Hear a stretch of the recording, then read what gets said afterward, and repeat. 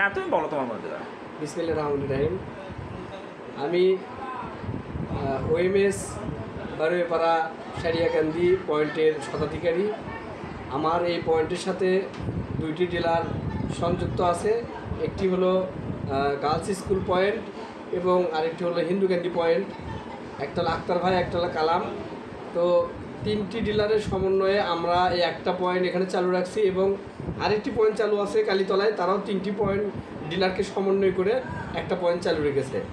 তো যেহেতু সারিয়াকান্দি নদী বিধ্বস্ত এলাকা, এখানে দারিদ্র্য সীমার নিচে লোকের বসবাস বেশি, সেক্ষেত্রে আমার মনে হয় এখানে যে আমাদের এক একটা পয়েন্টে 500 কেজি করে আটা বরাদ্দ দেওয়া হয়েছে, এটা অত্যন্ত অপ্রতুল এবং এই দারিদ্র্য সীমার নিচে বসবাস করে মানুষের সংখ্যা যেখানে বেশি, যাদের চাহিদাও বেশি, সেখানে এই 500 কেজি আটা দিয়ে আসলে আমরা এই ডিলার সুশৃঙ্খলভাবে চালানো আমাদের দ্বারা সম্ভব হচ্ছে না। তো আমি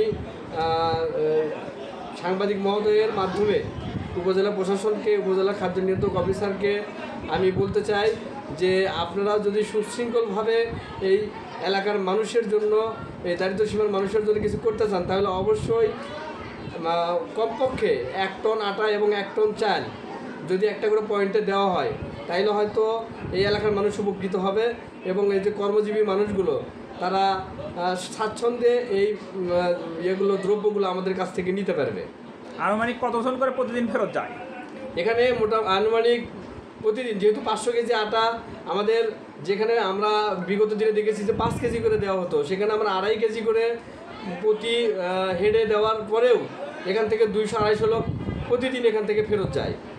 তাহলে কত টন বরাদ্দ দিলে মানে স্বাভাবিকভাবে তুমি দিতে পারবে, বর্ণনা করতে পারবে?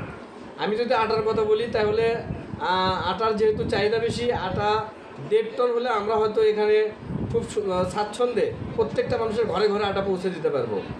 আর যদি চাল দেওয়া হয়, তাহলে অবশ্যই চাল আমরা দেখেছি যে চাল অনেকেই খায় না, তো চাল 1 টন দিলে সেটা আমরা মেনটেন করতে পারি, কিন্তু আটাটা বেশি লাগবে। তোমার এই পয়েন্টে কয়টা ওয়ার্ডের লোক আসে?